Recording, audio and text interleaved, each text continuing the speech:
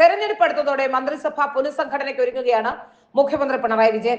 പട്ടികജാതി വിഭാഗത്തിൽ നിന്ന് പുതിയ മന്ത്രിയെ നിയമിക്കാനാണ് നീക്കം നടത്തുന്നത്. നിലവിൽ പട്ടികജാതി വിഭാഗത്തിൽ നിന്ന് മന്ത്രിമാരില്ല.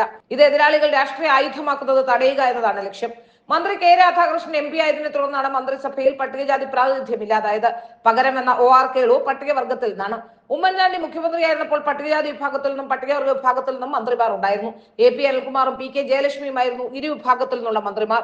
കേരള ജനസംഖ്യയുടെ 10% പട്ടികജാതി വിഭാഗക്കാരാണ്. 6 മാസത്തിനുള്ളിൽ തദ്ദേശ തെരഞ്ഞെടുപ്പും 1 വർഷത്തിനുള്ളിൽ നിയമസഭാ തെരഞ്ഞെടുപ്പ് സംസ്ഥാനത്ത് നടക്കുമ്പോൾ പട്ടികജാതി പ്രാതിനിധ്യം മന്ത്രിസഭയിൽ ഇല്ലാത്തത് തിരിച്ചടിയാകുമെന്നാണ് മുഖ്യമന്ത്രിക്ക് ലഭിച്ചിരിക്കുന്ന റിപ്പോർട്ട്. കഴിഞ്ഞ സാമ്പത്തിക വർഷത്തിൽ 2024-25 വർഷത്തിൽ പ്ലാൻ കട്ടിന്റെ പേരിൽ പട്ടികജാതി വിഭാഗത്തിന്റെ 500 കോടിയോളം രൂപ ധനമന്ത്രി ബാലഗോപാൽ വെട്ടിക്കുറച്ചിരുന്നു. നിയമസഭയിലും പുറത്തും പ്രതിപക്ഷം ഇതിനെതിരെ ശക്തമായ പ്രക്ഷോഭങ്ങൾ സംഘടിപ്പിച്ചിരുന്നു. മന്ത്രിസഭയിൽ പട്ടികജാതി പ്രാതിനിധ്യമില്ലാത്തത് മൂലം ഫണ്ട് വെട്ടിക്കുറയ്ക്കേണ്ടി വന്നതിനെതിരെ പ്രതിഷേധം പോലും ഉണ്ടായിട്ടില്ല. 4ാം വാർഷികാഘോഷത്തിലാണ് സർക്കാർ.